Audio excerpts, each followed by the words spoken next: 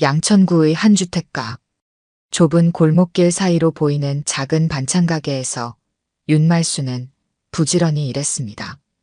70이 넘은 나이에도 말순의 손놀림은 정확했고 김치를 썰고 나무를 묻히는 솜씨는 여전히 젊은 시절의 감각을 유지하고 있었습니다. 어머니, 이제 들어오세요. 약 드실 시간이에요. 반찬 가게 문을 열고 들어온 며느리 정미연의 목소리에 말순은 고개를 들었습니다. 미연은 정확히 시간을 지키는 사람이었죠. 오후 6시 말순이 약을 먹을 시간이면 어김없이 나타났습니다. 금방 가마. 이것만 마무리하고. 말순은 마지막으로 부추김치통을 냉장고에 넣고 앞치마를 벗었습니다. 한 달 전부터 조금씩 몸이 예전 같지 않다는 걸 느꼈어요. 무엇보다 기억력이 자꾸 흐릿해졌습니다. 작년에 남편이 갑자기 심장마비로 세상을 떠난 후 말순의 건강은 서서히 나빠졌죠. 집으로 들어서며 말순은 미연이 부엌에서 저녁 준비를 하는 모습을 바라보았습니다. 아들은 10년 전 교통사고로 먼저 하늘나라로 갔고 말순에게 남은 가족이라곤 며느리 미연뿐이었어요. 미연은 아들이 떠난 후에도 말순 곁을 지켰습니다. 시어머니를 모시는 일이 쉽지는 않았을 텐데 그래도 묵묵히 자리를 지켰죠. 어머니, 며칠 전 병원에서 말씀드린 것 기억하세요? 미연이 물었습니다. 말순은 잠시 기억을 더듬었어요.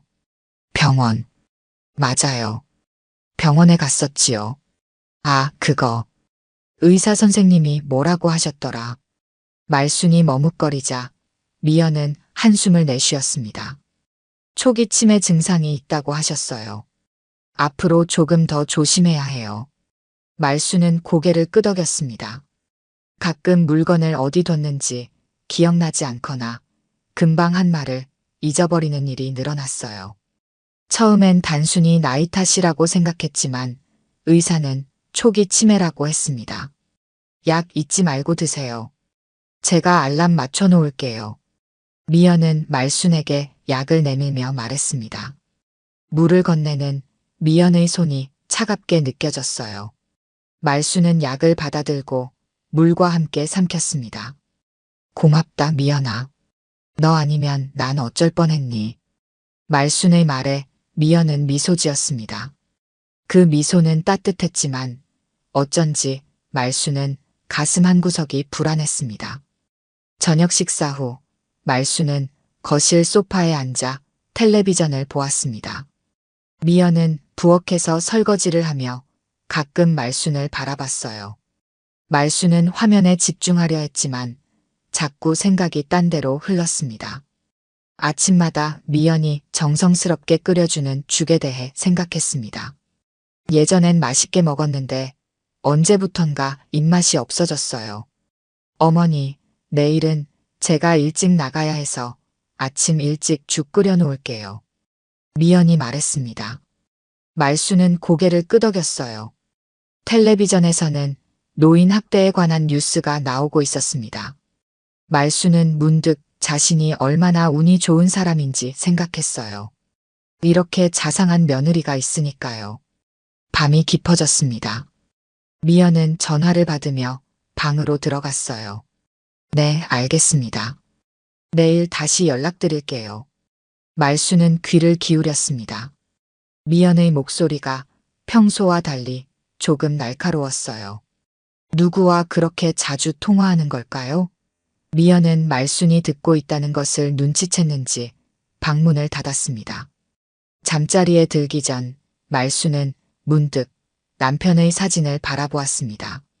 남편은 평생 건강했던 사람인데 갑자기 심장마비로 떠났다는 게 늘 의아했어요. 그날도 평소처럼 식사를 하고 잠들었는데 여보, 나 요즘 좀 이상해요. 말순은 남편 사진을 향해 속삭였습니다. 하지만 대답은 돌아오지 않았죠. 그날 밤 말순은 오랫동안 잠을 이루지 못했습니다. 왠지 모를 불안감이 밀려왔어요. 미연이 준비하는 아침죽 생각에 문득 가슴이 답답해졌습니다. 왜 그런 기분이 드는 걸까요? 아침이 밝았습니다. 말수는 평소보다 일찍 눈을 떴어요. 부엌에서 죽 끓이는 소리가 들렸습니다. 미연이 아침 준비를 하고 있었죠. 말수는 침대에서 일어나 창문으로 시선을 돌렸습니다. 오늘도 맑은 하늘이 펼쳐져 있었어요. 어머니, 일어나셨어요? 죽 다 됐어요. 미연의 목소리가 방 밖에서 들려왔습니다. 말수는 천천히 일어나 옷을 갈아입었어요. 거울에 비친 자신의 모습이 낯설게 느껴졌습니다. 언제부터인가 얼굴에 생기가 없어져 있었죠. 부엌으로 나가자 미연이 식탁 위에 죽그릇을 올려놓고 있었습니다. 하얀 죽 위에 참기름을 살짝 둘러놓은 모습이 평소와 같았어요. 하지만 말수는 어쩐지 죽을 보는 것만으로도 속이 불편해졌습니다. 오늘은 잘 드시고 약도 잊지 마세요. 저는 일이 있어서 좀 늦을 거예요. 미연은 급하게 가방을 챙기며 말했습니다. 말수는 고개를 끄덕였어요. 미연이 현관문을 닫고 나가자 집안에 고요함이 찾아왔습니다. 말수는 식탁에 앉아 죽그릇을 바라보았어요. 평소와 다름없는 죽이었지만 왠지 오늘은 냄새가 조금 달랐습니다. 쇠 냄새 같기도 하고 약간 쓴 냄새 같기도 했죠. 말수는 숟가락을 들어 죽을 한 숟갈 떠서 입에 넣었습니다.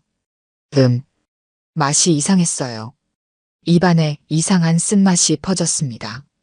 말수는 인상을 쓰며 죽을 뱉어냈어요. 이건 평소의 죽 맛이 아니었습니다. 말수는 주방으로 가서 물을 한 컵 마셨어요. 그리고 죽그릇을 바라보았습니다.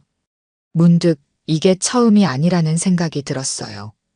언제부터인가 미연이 끓여주는 죽에서 이상한 맛이 났습니다. 처음에는 그저 자신의 미각이 둔해진 탓이라고 생각했어요. 하지만 오늘은 그 맛이 더 강하게 느껴졌습니다. 말수는 죽을 버리지 않고 작은 용기에 담아 냉장고 구석에 숨겨두었어요. 왜 그랬는지는 자신도 설명할 수 없었습니다. 그저 무언가 이상하다는 직감이 들었을 뿐이죠. 오후가 되어 반찬 가게로 나가려는데 갑자기 속이 메스꺼워졌습니다. 화장실로 달려가 구토를 했어요. 이상했습니다. 아침에 죽을 거의 먹지 않았는데도 속이 이렇게 불편한 건 처음이었죠. 말수는 거울을 보며 자신의 얼굴을 살펴보았습니다. 안색이 창백했어요. 그래도 반찬 가게를 열어야 했기에 말수는 힘을 내어 일어났습니다. 말순 씨, 어디 아파요? 얼굴이 안 좋아 보이네. 반찬 가게에 들른 이웃 최영자가 걱정스러운 표정으로 물었습니다. 말수는 억지로 미소를 지었어요. 괜찮아. 그냥 좀 피곤해서 그래. 말수는 대답했지만 사실 몸 상태가 좋지 않았습니다. 머리가 어지럽고 손이 떨렸어요. 최영자는 말순의 손을 잡았습니다. 요즘 어떻게 지내요? 며느리는 잘해요? 최영자의 물음에 말수는 잠시 망설였습니다. 그러고는 고개를 끄덕였어요. 잘해. 미연이가 매일 아침 죽도 끓여주고. 말순의 말에 최영자는 미소 지었습니다. 그래요? 좋네. 요즘 세상에 그런 며느리 찾기 힘들어. 말수는 애써 웃었지만 마음 한구석이 무거웠어요. 최영자가 돌아간 후 말수는 아침에 숨겨둔 죽에 대해 생각했습니다. 이상한 맛, 그리고 먹지도 않았는데 느껴지는 메스꺼움. 무언가 이상했죠. 저녁이 되어 집에 돌아오자 미연이 이미 와 있었습니다. 식탁 위에는 또 죽이 준비되어 있었어요. 어머니, 오셨어요? 저녁 준비했어요. 오늘은 어떠셨어요? 미연의 물음에 말수는 짧게 대답했습니다. 괜찮았어. 말수는 죽그릇을 바라보았어요. 오늘 아침처럼 죽 위에 참기름이 둥둥 떠 있었습니다. 말수는 숟가락을 들었지만 뭔가 망설여졌죠. 왜 안 드세요? 식기 전에 드세요. 미연의 말에 말수는 억지로 죽을 한 숟갈 떠서 입에 넣었습니다. 아침과 같은 이상한 맛이 느껴졌어요. 말수는 살짝 인상을 썼지만 미연 앞에서 내색하지 않으려 애썼습니다. 맛이 좀 이상한데. 말순이 조심스럽게 말했습니다. 미연은 웃으며 대답했어요. 어머니, 그건 어머니 기분 탓이에요. 제가 매일 똑같이 끓이는데요. 미연의 말에 말수는 더 말하지 않았습니다. 하지만 죽을 계속 먹을 수는 없었어요. 말수는 화장실에 가는 척하며 자리에서 일어났고 미연이 보지 않는 사이 죽을 화장실 변기에 버렸습니다. 그날 밤 말수는 침대에 누워 생각에 잠겼습니다. 미연이 매일 끓여주는 죽에 대해 생각했어요. 언제부터 이상한 맛이 나기 시작했을까? 남편이 떠난 이후였을까요? 말수는 문득 남편의 죽음에 대해 다시 생각했습니다. 갑작스러운 심장마비. 그날도 미연이 끓인 죽을 먹은 후였는데 말수는 불안한 마음으로 눈을 감았습니다. 내일부터는 미연이 주는 죽을 먹지 않기로 결심했어요. 며칠이 지났습니다. 말수는 매일 아침 미연이 끓여주는 죽을 먹는 척하다가 몰래 버렸어요. 그러면서도 항상 작은 양을 따로 보관했습니다. 냉장고 구석, 미연이 잘 보지 않는 곳에 죽 샘플을 모으고 있었죠. 말수는 자신이 왜 이런 행동을 하는지 스스로도 의아했습니다. 하지만 본능적으로 무언가 이상하다는 느낌을 지울 수 없었어요. 어머니, 오늘은 약 드셨어요? 아침 식사 후 미연이 물었습니다. 말수는 머뭇거리며 대답했어요. 아, 그게 먹었나? 안 먹었나? 말수는 일부러 혼란스러운 표정을 지었습니다. 미연은 한숨을 내쉬었어요. 어머니, 또 잊어버리셨어요? 제가 아침에 드렸잖아요.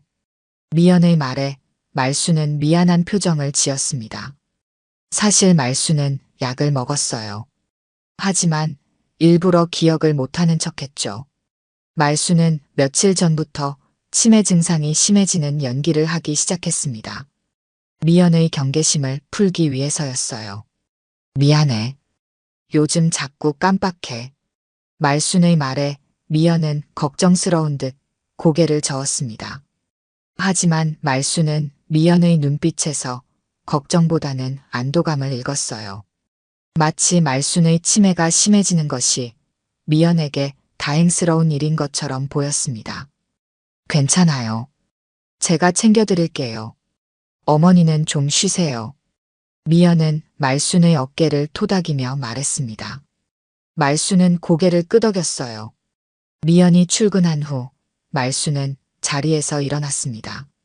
더 이상 혼란스러운 노인의 모습이 아니었어요. 말순의 눈빛은 또렷했고 걸음걸이도 힘이 있었습니다. 말순은 냉장고로 가서 그동안 모아둔 죽 샘플들을 꺼냈어요. 이제 4개의 작은 용기가 모여 있었습니다.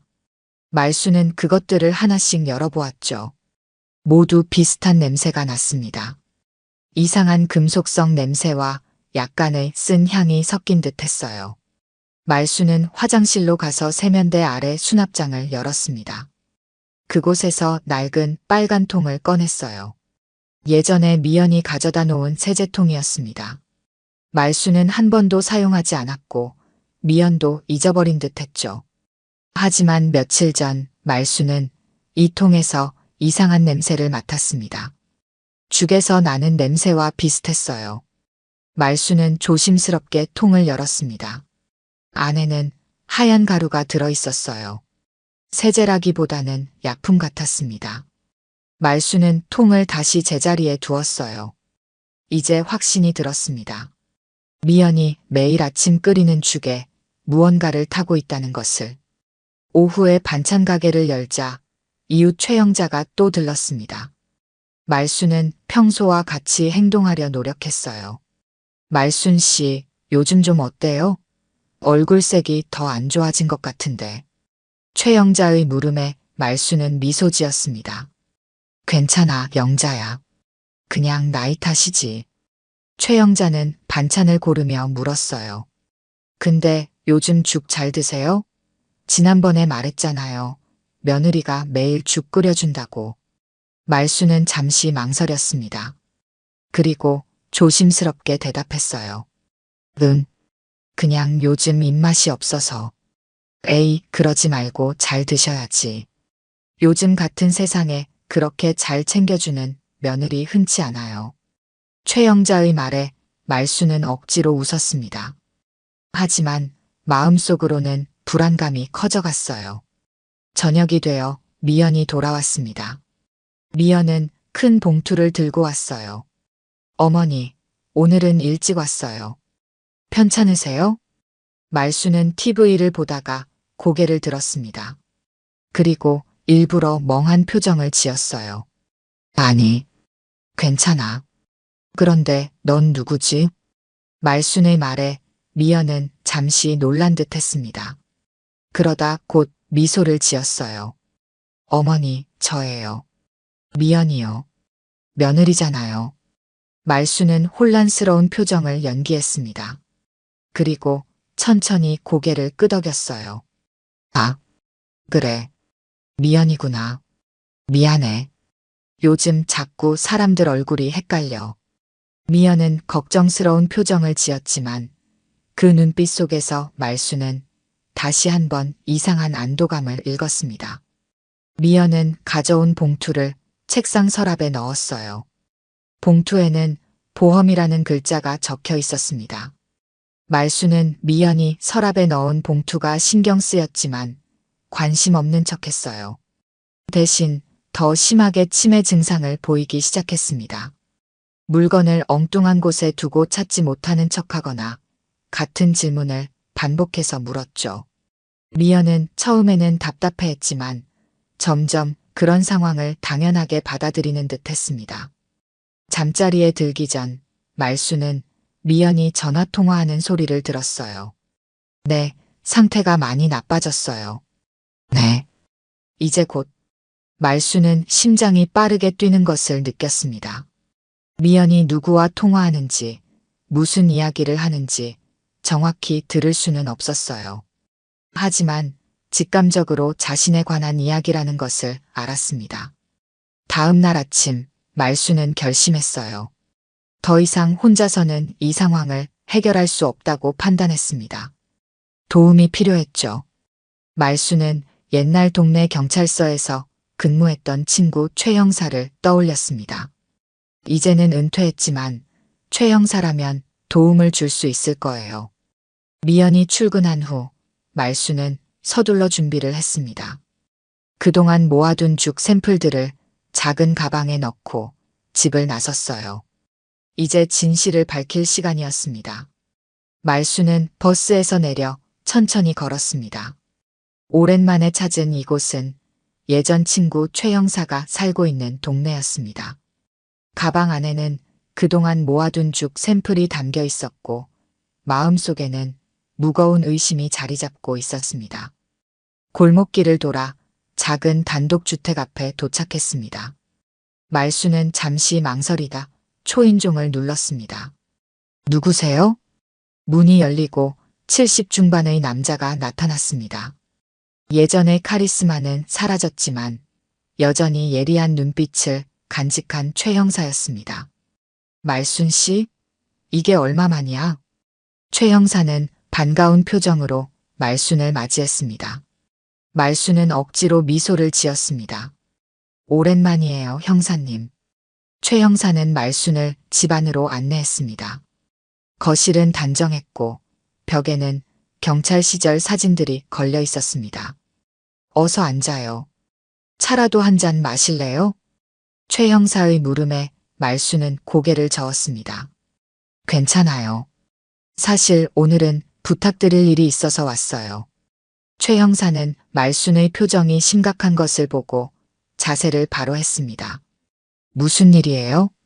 말수는 가방에서 죽 샘플들이 담긴 용기를 꺼냈습니다. 이거 좀 확인해 주실 수 있을까요? 제 며느리가 매일 아침 끓여주는 죽인데 이상한 냄새가 나고 맛도 이상해요. 최 형사는 의아한 표정으로 용기를 받아들었습니다. 그리고 조심스럽게 열어 냄새를 맡았습니다. 이상한 냄새가 나네요. 근데 왜 이걸 가져오신 거예요? 말수는 깊은 숨을 들이쉬었습니다. 나 죽을 먹고 죽으면 안 되잖아요. 말순의 말에 최 형사의 표정이 굳어졌습니다. 무슨 말씀이세요? 제 남편이 작년에 갑자기 심장마비로 죽었어요. 그때도 미연이가 죽을 끓여줬었죠. 그리고 이제 며칠 전부터 제 죽에서 이상한 냄새가 나기 시작했어요. 최 형사는 말순의 말을 주의 깊게 들었습니다. 그리고 용기를 다시 살펴보았습니다. 이거 검사해 볼 수 있어요. 예전 수사팀에 있던 친구가 약품 분석하는 곳에서 일해요. 그 친구한테 부탁해 볼게요. 말수는 고개를 끄덕였습니다. 고마워요, 형사님. 그런데 혹시 다른 증거도 있나요? 죽 말고요. 말수는 미연이 보관하고 있는 보험 서류에 대해 말했습니다. 그리고 미연의 이상한 전화 통화들, 자신이 치매인 줄 알고 안심하는 듯한 미연의 태도도 설명했습니다. 최 형사는 한참 생각에 잠겼습니다. 그리고 결심한 듯 말했습니다. 일단 이죽 검사부터 해보죠. 그리고 말순 씨 집에 몰래 카메라와 녹음기를 설치하면 어떨까요? 미연 씨가 정말 무슨 일을 꾸미고 있는지 확인할 필요가 있어요. 말순은 잠시 망설였습니다. 하지만 자신의 목숨이 위험할 수도 있다는 생각에 결국 동의했습니다. 그렇게 해요. 언제 설치할 수 있나요? 내일 미연 씨가 출근했을 때 제가 가볼게요. 그때까지 평소처럼 행동하세요. 특히 치매 증상이 더 심해지는 척 연기하는 것도 계속하세요. 말수는 고개를 끄덕였습니다. 이제 최 형사의 도움으로 진실을 밝힐 수 있을 것이라는 희망이 생겼습니다. 집으로 돌아가는 길 말수는 문득 딸 생각이 났습니다. 딸 수연은 미국에서 살고 있었고 바쁜 일상 때문에 자주 연락하지 못했습니다. 말수는 공중전화 박스를 찾아 들어갔습니다. 핸드폰은 미연이 확인할 수도 있으니 공중전화를 이용하기로 했습니다. 여보세요? 딸의 목소리가 들려왔습니다. 말수는 갑자기 눈물이 날 것 같았습니다. 수연아, 엄마야. 엄마, 웬일이세요? 괜찮으세요? 말수는 침착하게 말하려 노력했습니다. 그냥 목소리가 듣고 싶어서. 수연아, 엄마가 좀 이상한 이야기 하나 할게. 네? 무슨 말씀이세요? 미연이가 나 좀 이상하게 봐. 말순의 말에 수연은 잠시 침묵했습니다. 그리고 웃음을 터뜨렸습니다. 엄마, 또 정신장난이세요? 미연 언니가 엄마 열심히 돌보고 있다면서요. 말수는 딸의 반응에 실망했습니다.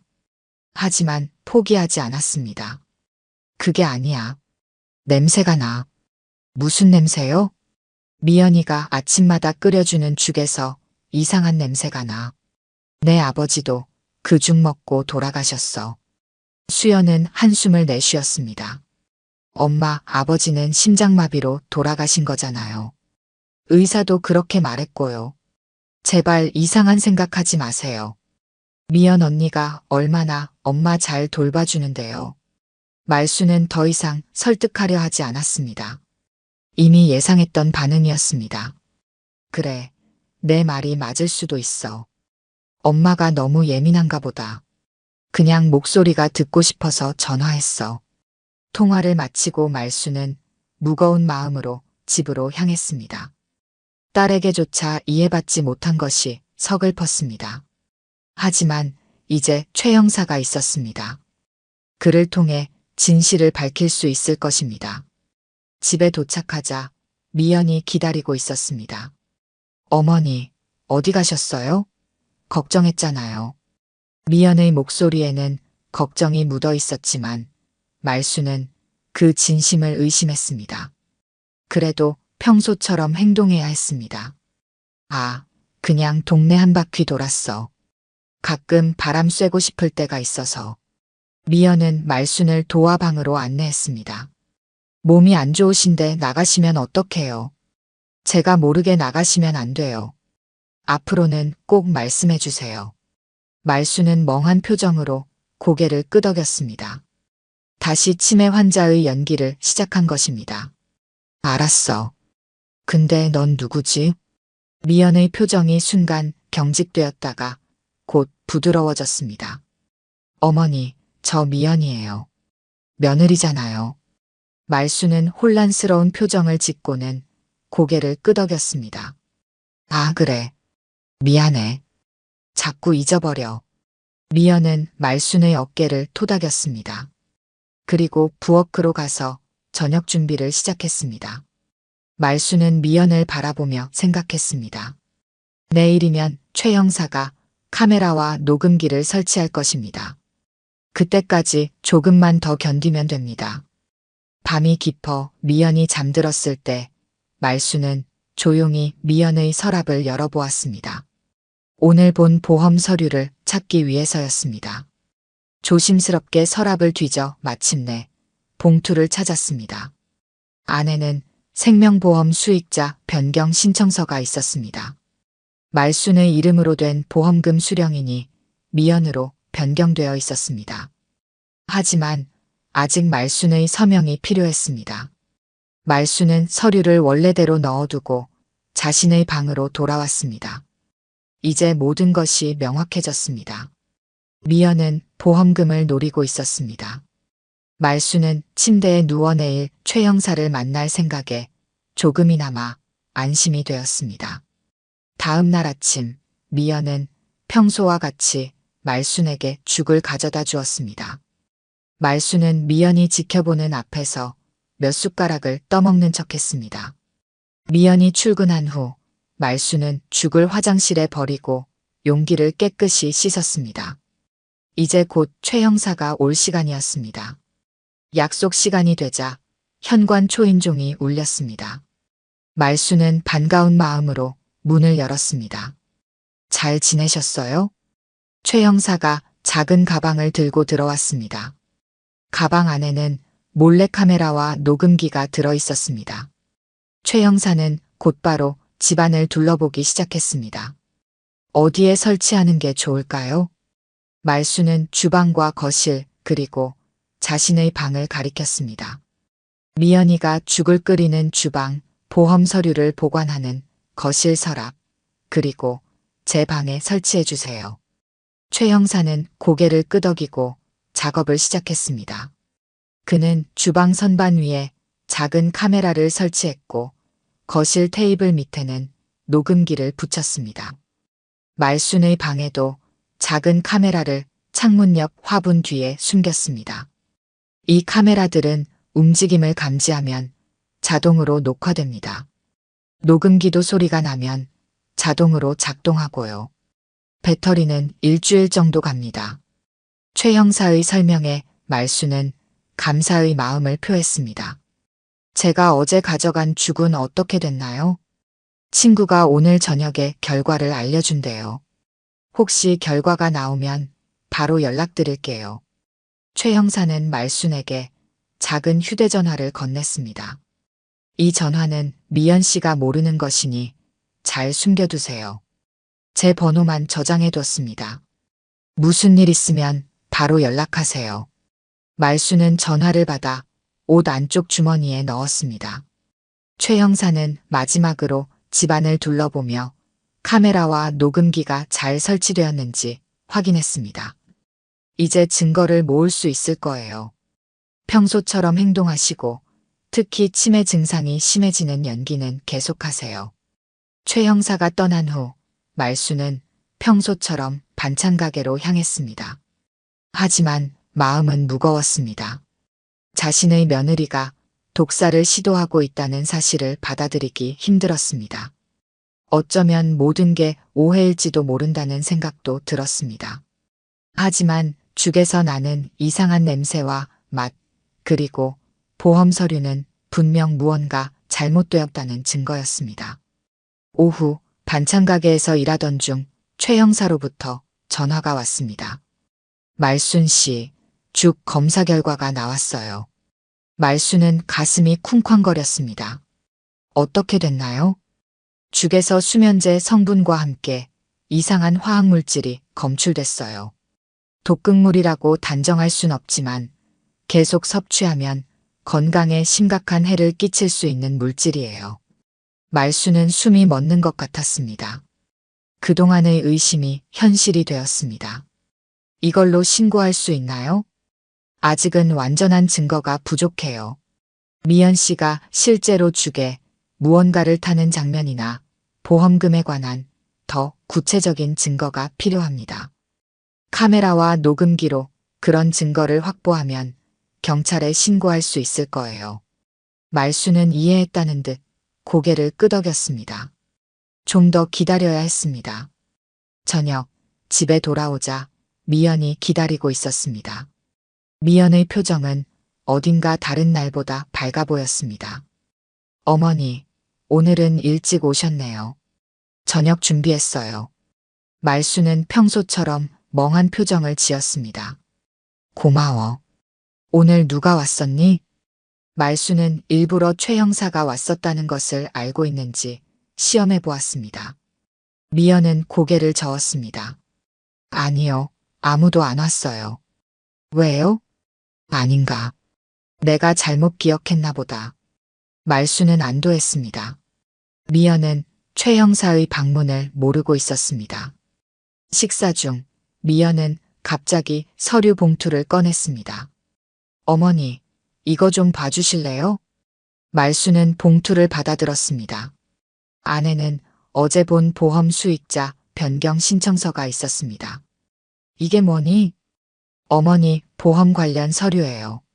제가 어머니 병원비 같은 거 처리하기 쉽게 수익자를 저로 바꾸려고 해요. 사인만 하시면 돼요. 미연의 말에 말수는 속으로 분노했습니다. 하지만 표정에는 드러내지 않았습니다. 사인? 어디에 하는 거지? 미연은 서류의 서명란을 가리켰습니다. 여기요. 예쁘게 하셔야 해요. 말수는 천천히 펜을 들었습니다. 손을 일부러 떨게 하며 서명란에 펜을 갖다 대었습니다. 그리고 고의로 글씨를 알아볼 수 없게 휘갈겼습니다. 미연은 인상을 찌푸렸습니다. 어머니, 좀 더 정확하게 써주셔야 해요. 말수는 혼란스러운 표정을 지었습니다. 이렇게 쓰는 거 아니야? 내 이름이 뭐지? 미연은 한숨을 내쉬었습니다. 윤말순이요. 어머니 이름이요. 말수는 다시 한번 서명을 시도했습니다. 이번에도 알아볼 수 없게 썼지만 미연은 더 이상 고집하지 않았습니다. 괜찮아요. 제가 나중에 다시 가져올게요. 미연이 서류를 가지고 방으로 들어갔습니다. 말수는 거실에 남아 설치된 녹음기를 생각했습니다. 방금 대화가 모두 녹음되었을 것입니다. 밤이 깊어 미연이 잠든 후 말수는 조용히 최 형사에게 전화했습니다. 형사님, 오늘 미연이가 보험 서류에 서명하라고 했어요. 녹음됐을 거예요. 잘 됐네요. 내일 아침에 제가 녹음된 내용을 확인할게요. 말수는 전화를 끊고 창문 밖을 바라보았습니다. 달이 밝게 빛나고 있었습니다. 내일이면 더 많은 증거가 확보될 것입니다. 말수는 마음을 단단히 먹었습니다. 아침에 미연이 죽을 끓이는 장면이 카메라에 찍혀야 했습니다. 새벽 말수는 평소보다 일찍 일어났습니다. 부엌 쪽에서 소리가 들렸습니다. 조용히 문을 열고 나가보니 미연이 이미 죽을 끓이고 있었습니다. 말수는 문틈으로 미연을 지켜보았습니다. 미연은 죽을 끓이다가 갑자기 주방 선반 위로 손을 뻗었습니다. 그곳에서 작은 병을 꺼내 죽에 내용물을 붓는 모습이 보였습니다. 말수는 가슴이 철렁했습니다. 카메라가 이 장면을 모두 녹화하고 있을 것입니다. 미연은 죽을 그릇에 담고 방으로 들어오려고 했습니다. 말수는 재빨리 침대로 돌아가 자는 척했습니다. 미연이 문을 열고 들어왔습니다. 어머니, 일어나세요. 죽 드세요. 말수는 천천히 눈을 떴습니다. 미연은 죽그릇을 내밀었습니다. 오늘은 참기름을 더 넣었어요. 맛있게 드세요. 말수는 억지로 미소를 지으며 죽그릇을 받았습니다. 이제 모든 증거가 확보되었습니다. 이 악몽이 곧 끝날 것입니다. 다음 날 아침 말수는 미연이 건넨 죽을 받아들었습니다. 이제 더 이상 속일 필요가 없었지만 최 형사의 지시대로 마지막까지 연기를 이어갔습니다. 미연은 말순이 죽을 먹는 것을 지켜보았습니다. 어머니, 오늘은 제가 조금 늦게 들어올 거예요. 약은 꼭 챙겨 드세요. 말순은 고개를 끄덕였습니다. 고맙다, 미연아. 너 덕분에 내가 이렇게 잘 지내잖니. 미연은 미소 지었습니다. 그 미소의 말수는 이제 속지 않았습니다. 미소 뒤에 숨겨진 차가운 의도를 알았기 때문입니다. 미연이 출근한 후 말수는 최 형사에게 전화했습니다. 형사님, 오늘 아침에도 미연이가 죽에 무언가를 탔어요. 알고 있어요. 어제 설치한 카메라가 모든 걸 녹화했습니다. 이제 충분한 증거가 모였어요. 오늘 저녁에 행동을 취할게요. 최 형사의 말에 말수는 안도감과 함께 슬픔이 밀려왔습니다. 자신의 며느리가 독사를 시도했다는 사실을 증명하게 되었지만 그것은 가족의 비극이기도 했습니다. 몇 시에 오실 건가요?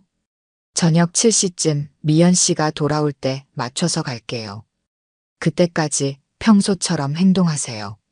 말수는 전화를 끊고 깊은 한숨을 내쉬었습니다.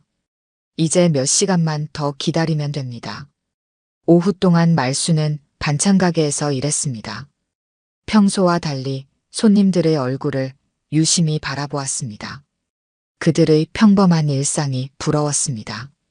아무런 의심 없이 가족을 믿고 살아가는 그들의 모습이 얼마나 행복해 보이는지 모릅니다. 말순 씨, 오늘 김치 맛이 일품이네요. 단골 손님의 칭찬에 말수는 미소 지었습니다.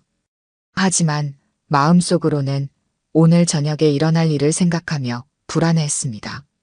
저녁 6시 30분 말수는 가게 문을 닫고 집으로 향했습니다. 집에 도착하자 아직 미연은 돌아오지 않았습니다. 말수는 거실 소파에 앉아 기다렸습니다. 시계는 천천히 흘러갔습니다. 6시 50분 최 형사로부터 문자가 왔습니다. 준비되셨나요? 저희는 지금 말순 씨집 근처에 도착했습니다. 말수는 간단히 내라고 답장했습니다. 가슴이 두근거렸습니다. 7시 정각 현관문 열리는 소리가 들렸습니다. 미연이 돌아왔습니다. 어머니, 오셨어요? 죽 데울게요. 미연은 가방을 내려놓고 부엌으로 향했습니다. 말수는 소파에서 일어나 부엌으로 따라갔습니다. 미연아. 말순의 목소리에 미연이 돌아보았습니다. 네. 무슨 일 있으세요? 말수는 더 이상 치매 환자 연기를 하지 않았습니다. 또렷한 눈빛으로 미연을 바라보았습니다. 오늘 죽에는 뭘 넣었니? 미연의 표정이 순간 굳었다가 곧 웃음으로 바뀌었습니다. 무슨 말씀이세요? 늘 먹던 대로 참기름 넣었어요. 말수는 고개를 저었습니다. 거짓말하지 마. 내가 다 알고 있어. 미연은 당황한 기색을 보이면서도 침착함을 유지하려 했습니다. 어머니, 무슨 말씀이신지 모르겠어요. 약은 드셨어요? 또 헛소리 하시는 거 아니에요? 말수는 더 이상 대답하지 않았습니다.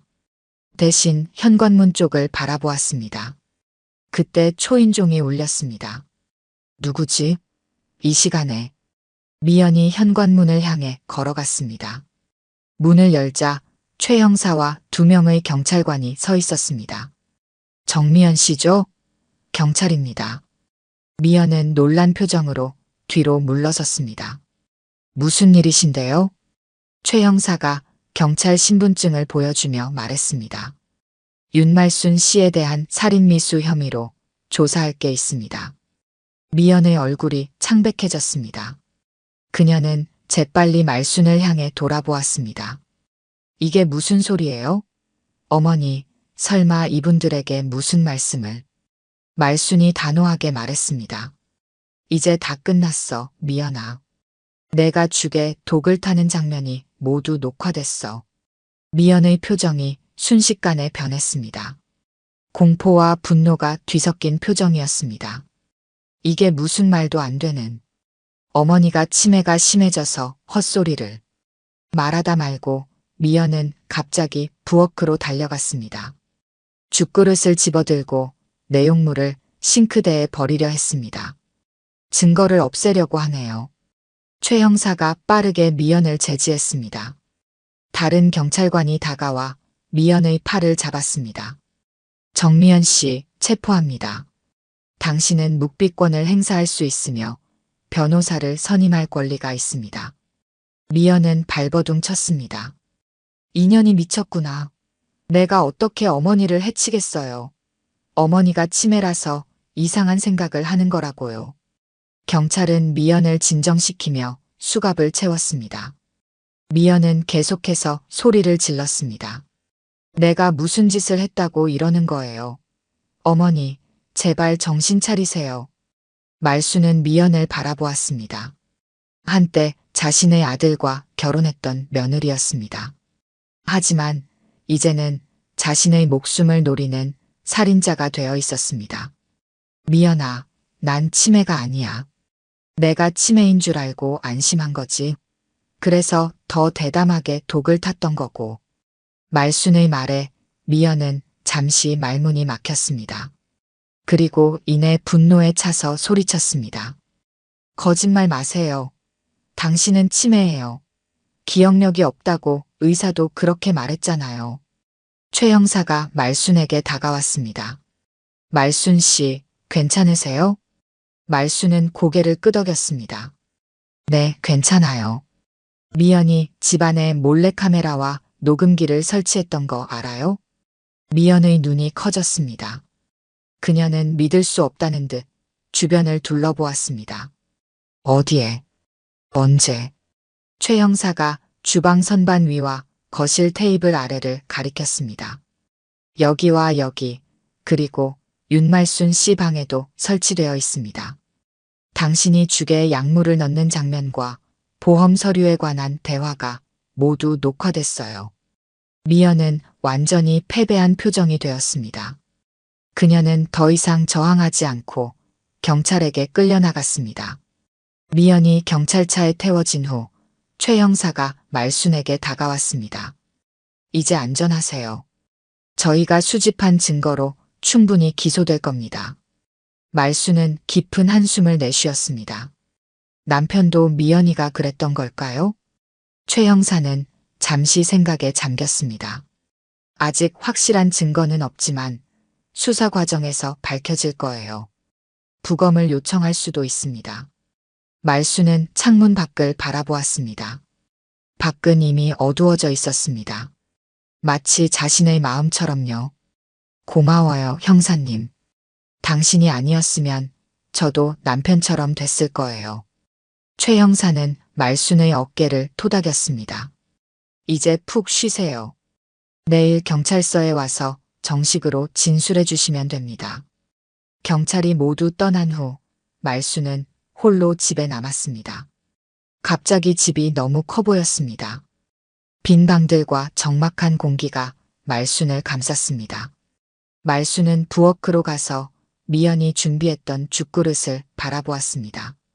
그 속에는 자신의 목숨을 앗아갈 뻔했던 독이 들어 있었습니다. 마지막 낼 것 같아서 말순은 혼잣말로 중얼거렸습니다. 미연에게 했던 말이 떠올랐습니다. 정말 마지막이 될 뻔했습니다. 하지만 이제 그 악몽은 끝났습니다. 말순은 그릇을 싱크대에 버리고 창문을 열었습니다. 차가운 밤 공기가 방 안으로 들어왔습니다. 새로운 시작의 기운이 느껴졌습니다. 미연의 체포 이후 몇 주가 흘렀습니다. 말순은 경찰서에 여러 번 불려가 진술을 했고 수집된 증거들은 검찰에 넘겨졌습니다. 자신의 집에서 벌어진 끔찍한 일을 되새기는 것은 고통스러웠지만 말순은 담담하게 진실을 말했습니다. 윤말순 씨, 이 진술서를 확인하시고 서명해 주세요. 형사가 내민 서류를 말순은 꼼꼼히 읽었습니다. 거기에는 미연이 죽에 약물을 타는 장면을 목격한 일, 보험금 수익자 변경을 시도한 일, 그리고 말순이 느꼈던 이상한 증상들이 상세히 적혀 있었습니다.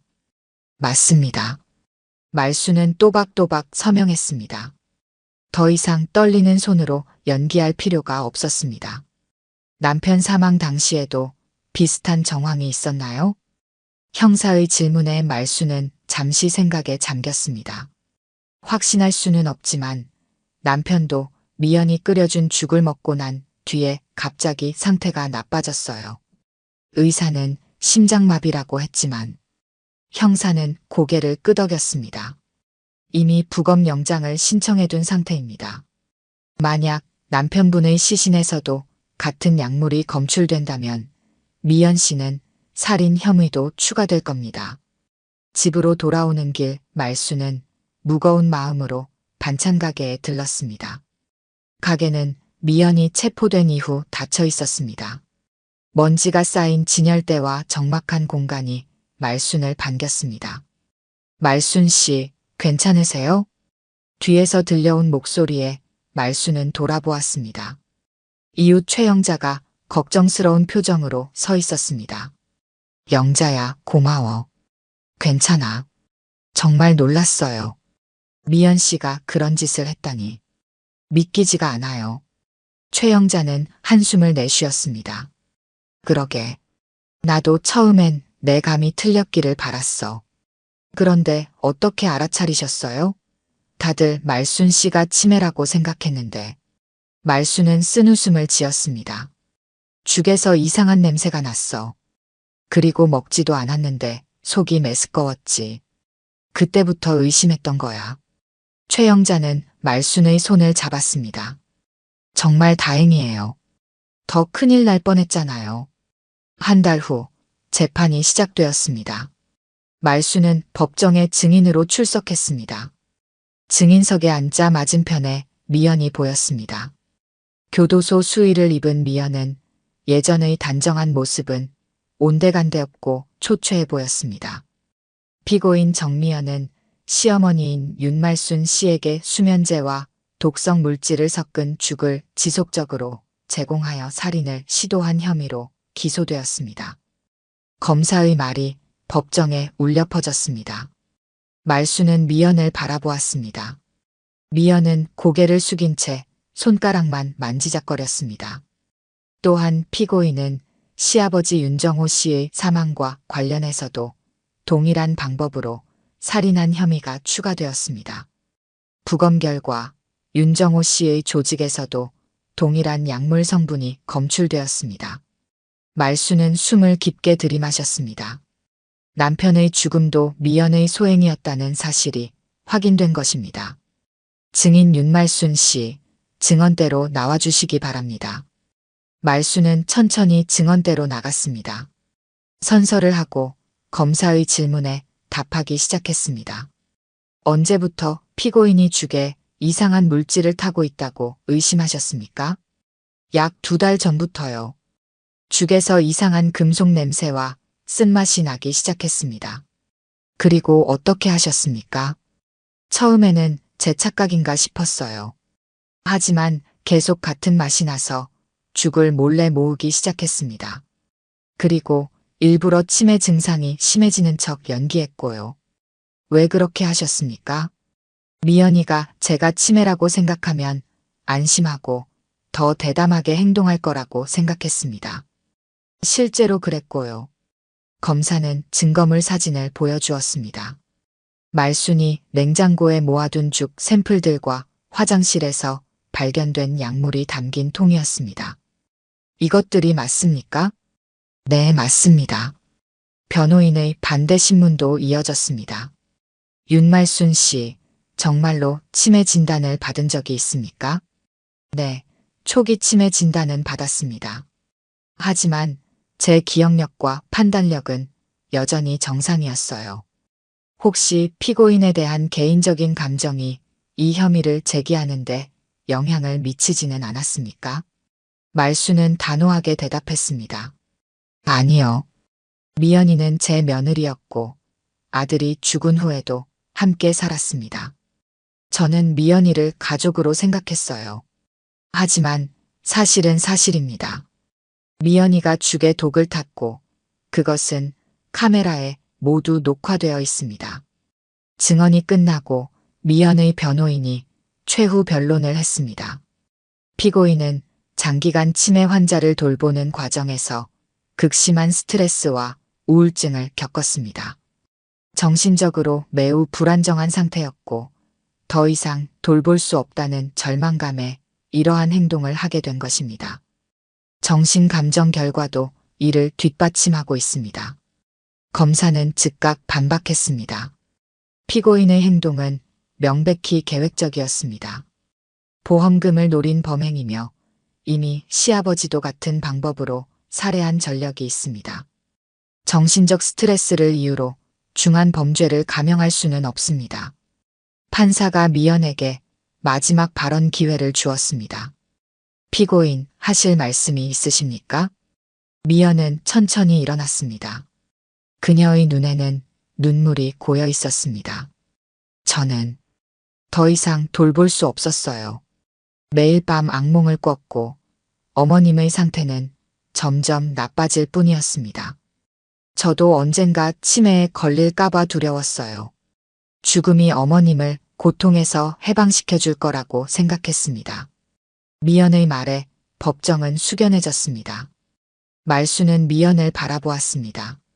미연의 눈빛에는 진심이 있는 것 같았지만 말수는 이제 그 거짓된 진심을 알아볼 수 있었습니다.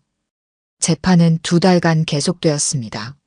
말수는 모든 재판에 참석했고 마침내 판결이 내려졌습니다.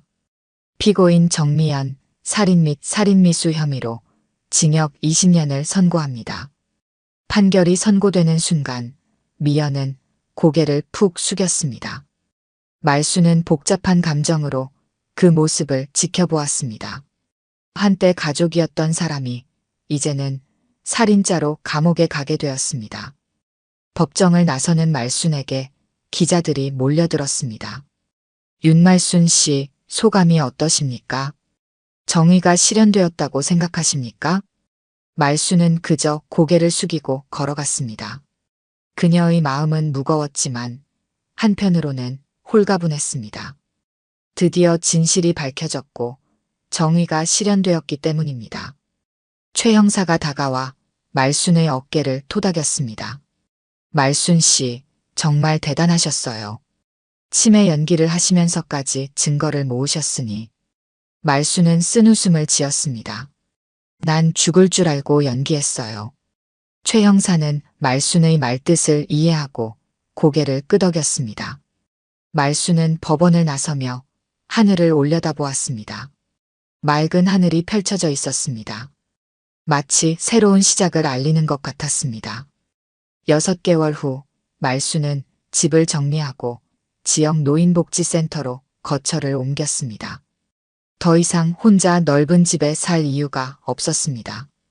오히려 비슷한 나이대의 사람들과 함께하는 생활이 말순에게 새로운 활력을 주었습니다. 말순 선생님, 오늘은 어떤 반찬을 가르쳐 주실 거예요? 복지센터 활동 중 하나로 말순은 반찬 만들기 수업을 진행했습니다. 오랫동안 운영했던 반찬 가게의 경험을 살려 다른 노인들에게 요리를 가르치는 일이 즐거웠습니다. 오늘은 무생채를 만들어 볼까요? 겨울에 먹기 좋은 반찬이죠. 참가자들이 모여들어 말순의 시범을 주의 깊게 지켜보았습니다.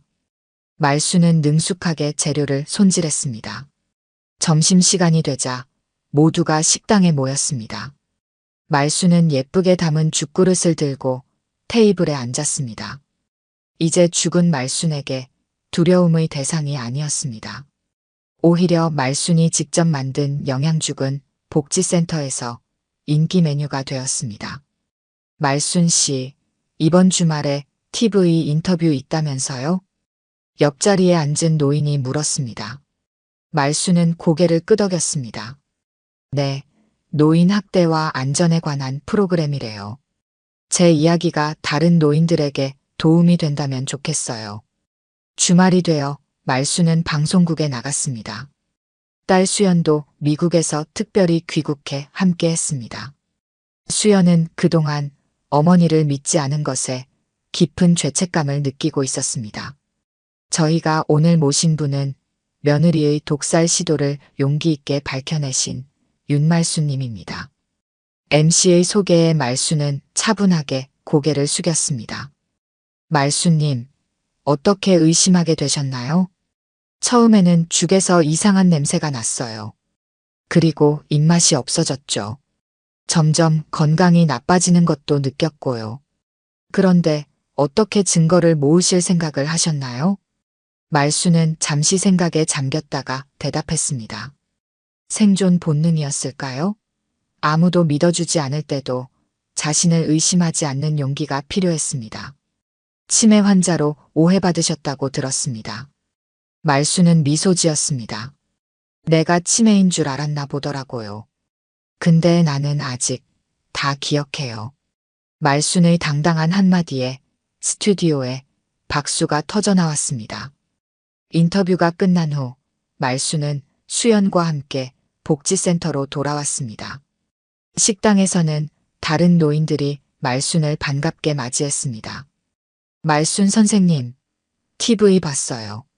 정말 용기 있으셨네요. 말수는 미소 지으며 자리에 앉았습니다. 그리고 준비해온 죽그릇을 펼쳐놓았습니다. 제가 직접 끓인 죽이에요. 한번 드셔보세요. 노인들은 기쁜 표정으로 말순이 나눠주는 죽을 받았습니다. 말순은 그들의 행복한 표정을 바라보며 만족감을 느꼈습니다. 어머니, 행복하세요?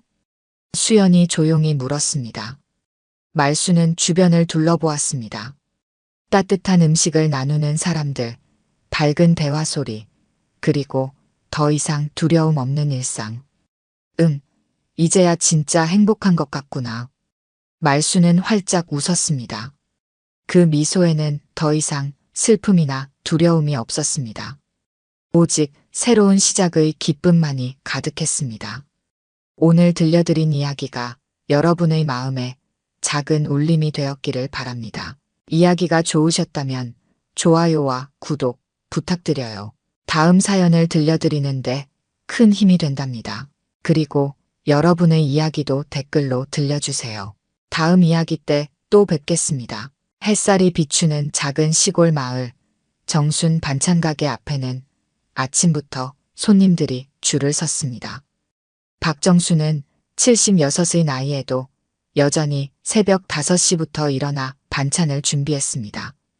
정순의 반찬은 마을에서 맛의 보증수표였어요. 특히 매콤한 깻잎 장아찌는 인근 도시에서도 소문이 나 종종 멀리서 찾아오는 손님도 있었죠. 김치는 조금 덜 맵게 해주세요, 어머니. 정수는 익숙한 솜씨로 김치를 담았습니다. 걱정 말아요.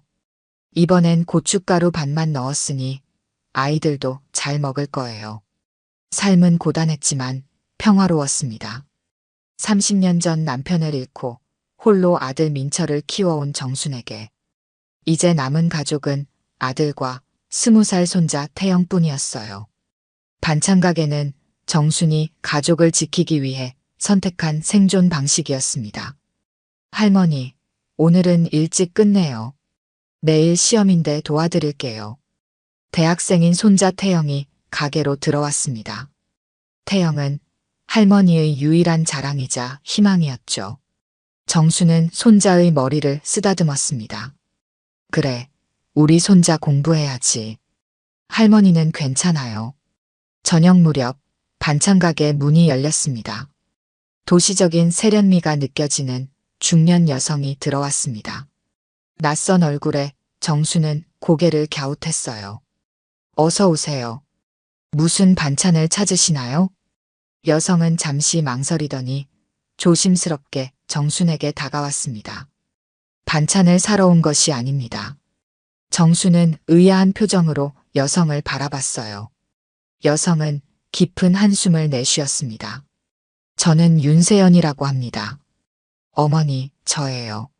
아버지가 남기신 따님이에요. 정순의 얼굴이 굳었습니다. 무슨 말도 안 되는 소리를 하는 건지 이해할 수 없었어요. 무슨 말씀이세요? 우리 영감은 30년 전에 돌아가셨는데요. 세연은 가방에서 낡은 사진 한 장을 꺼냈습니다. 젊은 시절 정순의 남편과 어린 소녀가 함께 찍힌 사진이었어요. 어머니가 아시는 것보다 더 많은 일이 있었어요. 제 어머니는 5년 전에 돌아가셨습니다. 임종 직전에 아버지의 이야기를 해주셨죠. 그리고 이 사진을 주셨어요. 정수는 사진을 받아들었습니다. 분명 남편이 맞았어요. 정수는 의자에 털썩 주저앉았습니다. 남편의 외도는 알고 있었지만 딸이 있었다는 사실은 전혀 모르고 있었죠. 왜 지금에서야? 세연은 정순의 손을 조심스럽게 잡았습니다. 용기가 나지 않았어요. 하지만 이제는 어머니께 진실을 알려드리고 싶었습니다. 그리고 세연은 잠시 망설이다 말을 이었습니다. 이젠 어머니가 혼자 외롭지 않게 해드리고 싶어요. 정수는 복잡한 감정에 휩싸였습니다. 분노, 배신감, 그리고 이상하게도 작은 위안까지. 세연의 눈에서는 진심이 느껴졌어요. 며칠 후 세연은 다시 정순의 가게를 찾았습니다. 이번에는 작은 선물을 들고 왔죠. 정순의 아들 민철은 처음에는 의아해했지만 사실을 알고 나서는 의외로 담담하게 받아들였습니다. 그래도 아버지 피인데요, 어머니. 세상 일은 어떻게 될지 모르는 거죠. 민철의 너그러운 반응에 정순도 조금씩 마음의 문을 열기 시작했습니다. 세연은 자주 가게에 들러 정순을 도왔어요.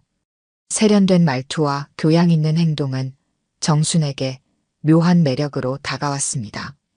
어머니, 이제 가족이 한 명 더 생긴 셈이네요. 앞으로 더 자주 찾아뵐게요. 세연의 미소는 따뜻했지만 그 눈빛 깊은 곳에는 알 수 없는 어둠이 감춰져 있었습니다. 정수는 그 어둠을 미처 알아채지 못했어요. 세연이 정순의 삶에 들어온 지 보름 만에 비극이 찾아왔습니다. 그날은 비가 내리는 저녁이었어요. 정수는 가게 문을 닫으려던 참이었습니다. 마을 파출소장이 우산도 없이 급하게 뛰어들어왔죠. 정순 어머니, 큰일 났습니다. 정순의 심장이 멎는 것 같았습니다. 파출소장의 목소리는 떨리고 있었어요. 민철이가 사고를 당했습니다. 지금 병원으로 가야 합니다. 비 오는 고속도로에서 민철의 차가 가드레일을 들이받은 것이었습니다. 병원에 도착했을 때 의사는 고개를 저었어요. 이미 손 쓸 수 없었죠. 브레이크 결함으로 인한 사고라고 했습니다. 어머니, 제가 있어요. 세연이 정순의 손을 잡았습니다. 정순은 아무것도 느껴지지 않았어요. 그저 아들의 차가운 얼굴만 보였습니다. 갑작스러운 상실감에 정수는 말을 잃었죠. 장례를 치르는 내내 정수는 혼란스러웠습니다. 어떻게 건강하던 아들이 갑자기 어머니, 제가 장례를 도울게요. 아버지의 아들이니 저도 가족이잖아요. 세연은 놀라울 정도로 침착했습니다. 장례 절차에 능숙했고 필요한 서류 처리도 완벽하게 해냈죠. 정수는 그런 세연에게 의지할 수밖에 없었습니다. 손자 태영은 아버지의 죽음 앞에서 말을 잃었어요. 장례를 마친 후 세연은 정순의 집에 머무르기 시작했습니다. 처음에는 일주일만 있겠다더니 어느새 한 달이 지났죠. 세연은 정순에게 끊임없이 다가왔습니다. 어머니, 제가 모시고 살게요. 이제 저희는 서로밖에 없잖아요. 정수는 반찬 가게를 계속 운영했지만 예전 같지 않았어요. 손이 떨리고 정신을 차리기 어려웠습니다. 세연은 정순의 일을 도왔고 점점 가게 운영에도 관여하기 시작했죠. 어머니, 제가 장부를 봐드릴게요. 어머니는 요리에만 집중하세요. 어느 날 태영이 갑자기 쓰러졌습니다. 학교에서 기절한 것이었어요. 병원 검사 결과 심한 스트레스성 위염이라고 했습니다. 태영은 며칠간 입원해야 했죠. 할머니, 이상해요. 아버지도 돌아가시기 전에 속이 안 좋다고 하셨어요.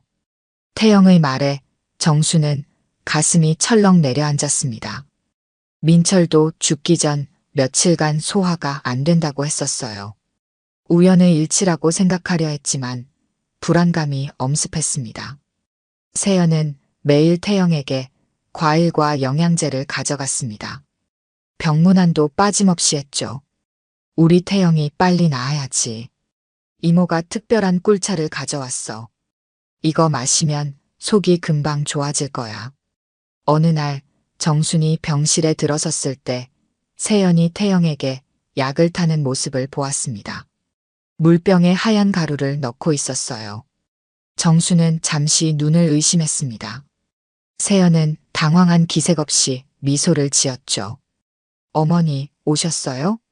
태영이 위장약을 타주고 있었어요. 의사 선생님이 처방해 주셨거든요. 정수는 고개를 끄덕였지만 마음 한구석이 불편했습니다. 그날 밤 정수는 태영의 침대 옆에 앉아 있었어요. 태영이 잠든 사이 세연이 가져온 물병을 몰래 가방에 넣었습니다. 다음 날 정수는 친구인 동네 약사에게 물병을 보여주었어요. 이거 좀 봐줄 수 있어요?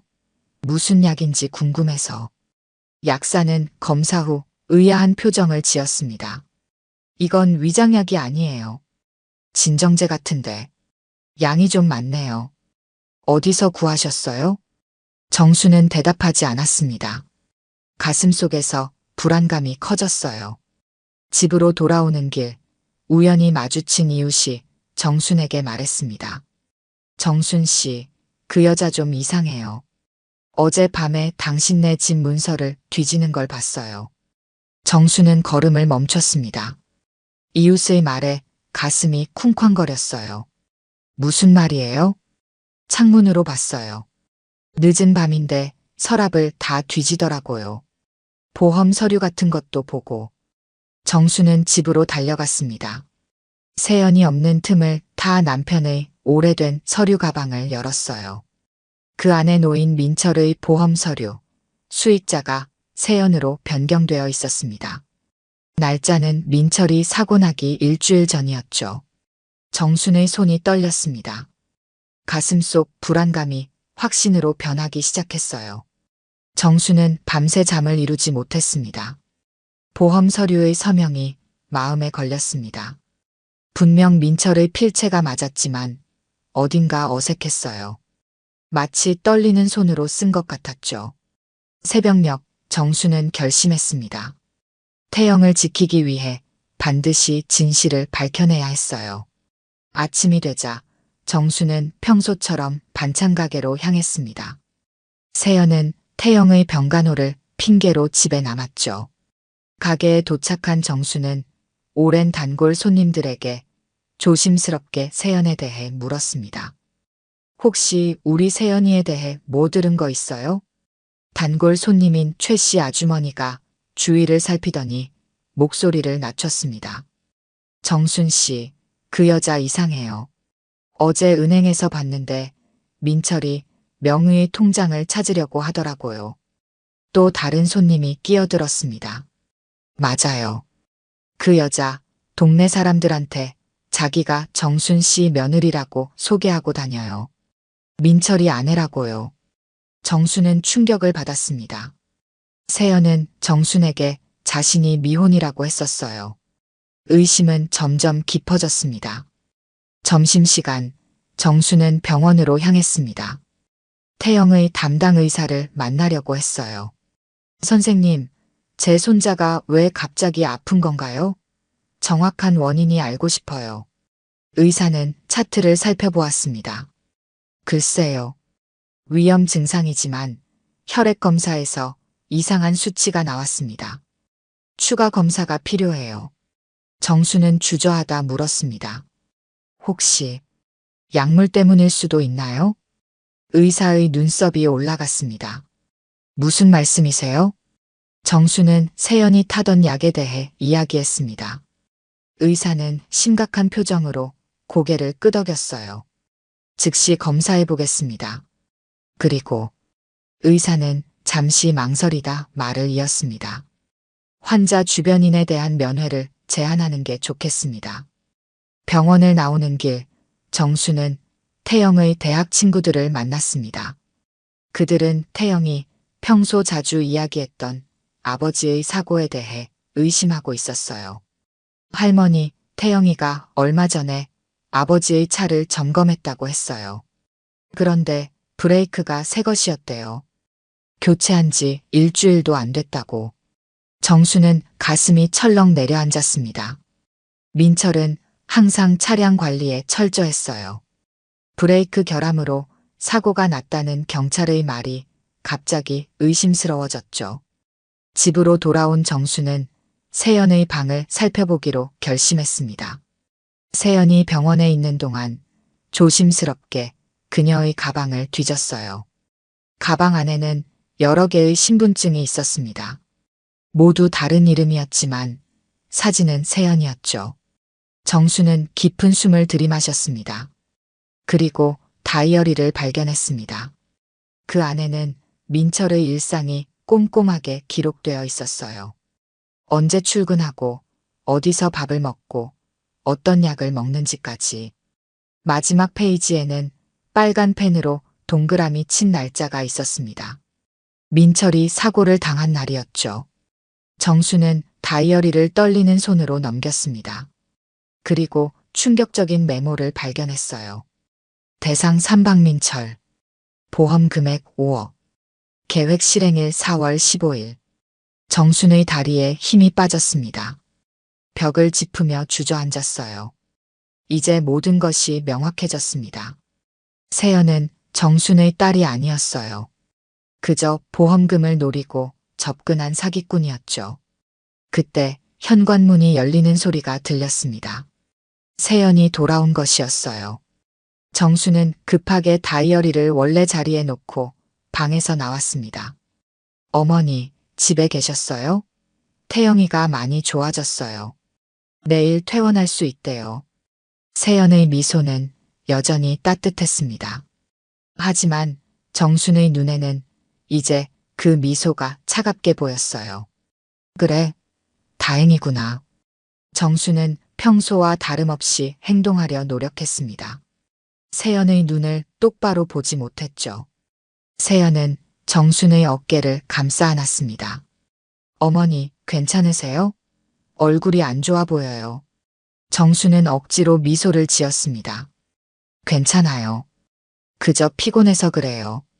저녁 식사 후 정수는 마당에 나가 하늘을 바라봤습니다. 별이 반짝이고 있었어요. 정수는 남편과 아들을 생각했습니다. 그리고 아직 살아있는 손자 태영을 떠올렸죠. 정순의 눈에서 결연한 빛이 번쩍였습니다. 세연, 절대로 내 손자는 안 건드리게 할 거야. 정수는 오래된 전화번호부를 꺼냈습니다. 그리고 30년 전 마지막으로 연락했던 그 사람의 번호를 찾기 시작했어요. 조용재, 전직 경찰이자 정순의 첫사랑이었죠. 새벽 5시 정수는 버스터미널로 향했습니다. 처음으로 가게 문을 열지 않는 날이었어요. 마음은 무거웠지만 손자를 지키기 위해서는 반드시 도움이 필요했습니다. 버스는 2시간 후 서울에 도착했어요. 정수는 떨리는 손으로 옛 전화번호로 전화를 걸었습니다. 여보세요? 조용재 씨 맞나요? 잠시 침묵 후 깊은 목소리가 들렸습니다. 네, 맞습니다만. 누구시죠? 정순이에요. 박정순. 전화기 너머로 놀란 숨소리가 들렸습니다. 정순 씨? 30년이 넘었는데. 정수는 목이 메었습니다. 도움이 필요해요. 제발. 1시간 후 정수는 서울 변두리의 한 카페에서 조용재를 만났습니다. 65살의 조용재는 머리가 희끗희끗했지만 여전히 든든한 체격이었어요. 경찰 출신의 날카로운 눈빛은 그대로였죠. 정순 씨, 무슨 일이에요? 갑자기 연락이 와서 놀랐어요. 정순은 떨리는 목소리로 모든 것을 이야기했습니다. 세연의 등장부터 민철의 죽음, 그리고 발견한 다이어리까지. 조용재는 깊은 생각에 잠겼어요. 이것은 보험 사기일 가능성이 높습니다. 전직 경찰 직감으로도 심상치 않네요. 조용재는 노트북을 열고 무언가를 검색하기 시작했습니다. 윤세연. 이름이 윤세연이라고 했죠? 정수는 고개를 끄덕였습니다. 조용재는 계속해서 키보드를 두드렸어요. 여기 비슷한 사례가 있어요. 3년 전 김세연이라는 여성이 결혼 2달 만에 남편이 교통사고로 사망한 사건이 있었습니다. 보험금 3억을 받았죠. 정수는 숨을 들이켰습니다. 조용재는 계속해서 자료를 보여주었어요. 그리고 1년 반 전 이세연이라는 여성의 연인이 등산 중 추락사했습니다. 이것도 보험금 사건이었죠. 조용재는 심각한 표정으로 정순을 바라봤습니다. 모두 동일 인물일 가능성이 높아요. 사진을 보여주실 수 있을까요? 정수는 휴대폰에 저장된 세연의 사진을 보여주었습니다. 조용재의 눈이 커졌어요. 맞습니다. 동일 인물이에요. 이 여자는 보험금을 노리고 접근해 살인을 저지르는 연쇄 범죄자일 가능성이 높습니다. 정순은 탁자를 움켜쥐었습니다. 조용재가 정순의 손을 잡았어요. 진정하세요. 아직 손자분이 위험한 상황이니 우리는 증거를 모아야 합니다. 조용재는 전직 경찰 동료들에게 연락했습니다. 세연의 과거를 더 자세히 조사하기 시작했죠. 몇 시간 후 더 충격적인 사실이 드러났습니다. 정순 씨, 윤세연이라는 이름의 여성은 존재하지 않아요. 출생 기록이 조작되었습니다. 그리고 조용재는 잠시 망설이다 말을 이었습니다. 남편도 사고사, 연인도 사고사, 모두 그녀가 보험 수익자였어요. 정순은 얼굴을 손으로 감쌌습니다. 조용재가 정순의 어깨를 토닥였어요. 이 여자는 프로페셔널입니다. 접근 방식이 항상 같아요. 몇 개월간 접근해 신뢰를 얻고 보험에 가입시킨 후 사고로 위장한 살인을 저지르죠. 정수는 손자 태영을 생각하며 가슴이 조여들었습니다. 어떻게 해야 하죠? 경찰에 신고해야 할까요? 조용재는 고개를 저었습니다. 아직은 안 됩니다. 직접적인 증거가 부족해요. 그녀는 너무 교묘하게 범행을 저지릅니다. 우리는 현행범으로 잡아야 해요. 정순과 조용재는 계획을 세우기 시작했습니다. 조용재는 전직 경찰의 경험을 살려 꼼꼼하게 전략을 짰어요. 이 여자는 이제 손자분을 노릴 겁니다. 그가 퇴원하면 행동을 개시할 거예요. 우리는 그 전에 준비해야 합니다. 정수는 결심했습니다. 태영이 안전해질 때까지 절대 포기하지 않겠다고요. 조용재는 정순의 집으로 돌아가 몰래카메라를 설치하는 계획을 제안했습니다. 증거를 확보해야 합니다. 그녀가 약물을 타는 모습이나 범행을 계획하는 증거가 필요해요. 조용재는 노트북을 닫고 정순을 바라봤습니다. 정순 씨, 괜찮을까요? 위험한 일입니다. 제가 경찰에 신고할 수도 있어요. 정수는 고개를 저었습니다. 안 돼요. 세연이 의심하면 더 위험해질 수 있어요. 제가 할 일입니다. 제 아들을 죽인 자를 반드시 잡아야 해요. 조용재의 눈에서 존경의 빛이 번쩍였습니다. 그는 정순의 손을 꼭 잡았어요. 함께 하겠습니다. 끝까지요. 두 사람은 서울을 떠나 시골로 향했습니다. 버스 안에서 정수는 오랜만에 마음의 안정을 찾았어요. 혼자가 아니라는 사실만으로도 큰 위안이 되었습니다. 조용재는 조용히 정순의 어깨에 손을 얹었어요. 정순 씨, 용기를 내세요. 우리가 반드시 진실을 밝혀낼 겁니다. 정순은 고개를 끄덕였습니다. 이제 슬픔과 두려움만 있던 자리에 결연한 의지가 자리 잡았어요. 창밖으로 흐르는 풍경을 바라보며 정순은 다짐했습니다. 민철아, 엄마가 꼭 내 원수를 갚아줄게. 정순과 조용재는 늦은 밤 마을에 도착했습니다. 조용재는 근처 여관에 묵기로 했어요. 정순은 마치 아무 일도 없었던 것처럼 집으로 돌아갔습니다. 세연은 거실에서 텔레비전을 보고 있었죠. 어머니, 어디 다녀오셨어요? 걱정했잖아요. 세연의 목소리는 다정했지만 정순은 이제 그 위선을 간파할 수 있었습니다. 정순은 아무렇지 않은 척 대답했어요. 친구 집에 갔다 왔어요. 내일 태영이 퇴원한다고 해서 반찬도 좀 부탁했죠. 세연은 고개를 끄덕였습니다. 정순은 평소처럼 행동하려 노력했어요. 하지만 아들을 죽인 살인자와 한 공간에 있다는 생각에 온몸이 떨렸습니다. 다음 날 아침, 정순은 일찍 일어나 반찬 가게로 향했습니다. 가게에서 조용재를 만났어요. 조용재는 작은 가방을 들고 있었습니다. 정순 씨, 이것들이 필요할 겁니다. 가방 안에는 소형 녹음기와 몰래카메라, 그리고 작은 장치들이 있었습니다. 조용재는 하나하나 사용법을 알려주었어요. 이건 옷에 달 수 있는 녹음기입니다. 이 버튼을 누르면 작동해요. 그리고 이 작은 카메라는 책장이나 화분에 숨길 수 있죠.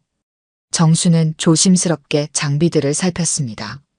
조용재는 진지한 표정으로 말을 이었어요. 중요한 건 증거입니다. 세연이 약물을 타는 장면이나 범행에 대해 말하는 모습을 담아야 해요. 그녀가 의심하지 않도록 자연스럽게 행동하세요. 정수는 고개를 끄덕였습니다. 오전에는 가게를 열었다가 점심시간에 서둘러 집으로 돌아왔어요. 세연은 병원에 있었습니다. 태영이 퇴원하는 날이었죠. 정수는 빠르게 움직였습니다. 부엌에 작은 카메라를 설치했습니다. 세연이 차나 음식을 준비하는 모습을 볼 수 있는 각도였어요. 거실 책장에도 카메라를 숨겼습니다. 그리고 자신의 옷 안쪽에 녹음기를 달았죠. 저녁이 되어 태영이 퇴원했습니다. 세연은 태영을 부축하며 집으로 들어왔어요. 태영아, 이제 집이야. 할머니가 맛있는 저녁 준비했을 거야. 정수는 태영을 꼭 안았습니다. 눈물이 날 것 같았지만 참았어요. 태영은 여전히 창백했습니다. 정수는 이제 아들을 잃었고 손자마저 위험에 처했다는 생각에 가슴이 아팠죠. 할머니, 괜찮아요. 이제 많이 좋아졌어요. 저녁 식사 시간, 세연은 직접 태영의 약을 챙겼습니다. 정수는 그 모습을 지켜봤어요. 세연이 주방에서 물을 따를 때 몰래 하얀 가루를 넣는 모습이 카메라에 포착되었습니다. 태영아, 이 약 먹어야지. 의사 선생님이 꼭 먹으라고 했어. 정수는 재빨리 행동했습니다. 내가 마실게. 목이 좀 마르네. 정수는 태영 앞의 물잔을 가져와 자신이 마시려는 척했습니다. 세연의 눈이 커졌어요. 어머니, 그건 태영이 약이에요. 세연이 급하게 물잔을 가로챘습니다. 정수는 그 순간을 놓치지 않았어요. 왜 그래? 물 아니었어? 세연은 당황한 기색을 감추려 했습니다. 아, 이건 특별한 약이 섞인 물이라서요. 태영이만 마셔야 해요. 정수는 고개를 끄덕였지만 세연의 행동이 모두 녹음되고 있다는 사실에 안도했습니다. 저녁 식사 후 태영이 먼저 방으로 들어갔어요. 정수는 세연과 단둘이 남았습니다. 세연아, 사실 할 말이 있어요. 세연은 호기심 어린 표정으로 정순을 바라봤습니다. 뭔데요, 어머니? 정수는 떨리는 목소리로 말했습니다. 민철이 보험금. 수익자를 바꾸고 싶어요. 세연의 눈이 빛났다가 이내 감춰졌습니다. 왜요? 제가 가족인데. 정수는 한숨을 내쉬었습니다. 아니, 태영이 앞으로 해두는 게 좋을 것 같아서. 혹시 나도 무슨 일 있으면. 세연은 급하게 정순의 손을 잡았습니다. 어머니, 무슨 말씀이세요? 어머니는 오래오래 사셔야죠. 정수는 세연의 눈을 똑바로 보았습니다. 보험 수익자 변경할게요. 나도 이제 나이가 많잖아. 세연의 표정이 굳었다가 이내 미소를 지었습니다. 어머니 마음대로 하세요. 하지만 어머니, 건강이 안 좋으신가요? 정수는 기침을 했습니다. 요즘 좀 피곤해요. 가슴도 아프고. 세연의 눈빛이 변했습니다. 정수는 그 눈빛을 놓치지 않았어요. 사냥감을 발견한 맹수의 눈빛이었죠. 다음 날 아침, 정수는 조용재에게 녹화된 영상과 녹음을 전달했습니다. 조용재는 자료를 검토한 후 고개를 끄덕였어요. 좋은 증거입니다. 하지만 아직 결정적인 건 없어요. 더 필요합니다. 그날 저녁 세연은 정순에게 특별한 차를 만들어 왔습니다. 어머니, 제가 특별한 차를 만들었어요. 가슴 아픈데 좋대요. 정수는 차를 받았습니다. 조용재의 조언대로 마시는 척하며 화분에 버렸어요. 밤이 되자 정수는 일부러 아픈 척했습니다. 신음소리를 내며 침대에 누웠죠. 세연이 정순의 방으로 들어왔습니다. 어머니, 괜찮으세요?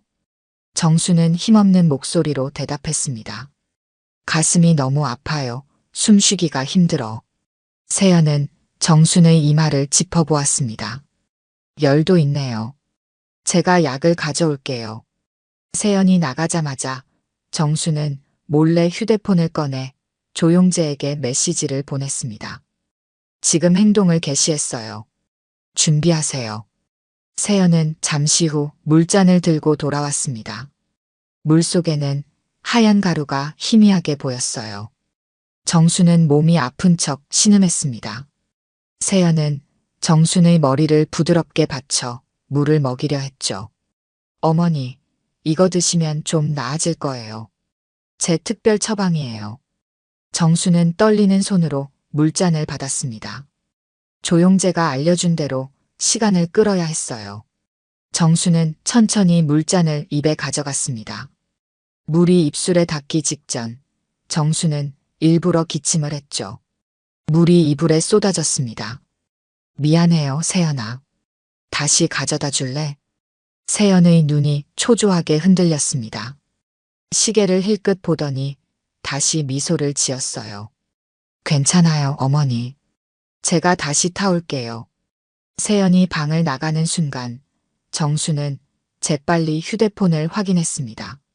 조용재에게서 메시지가 와 있었어요. 준비 완료. 신호 주면 들어갑니다. 정수는 간단히 지금이라고 답장을 보냈습니다.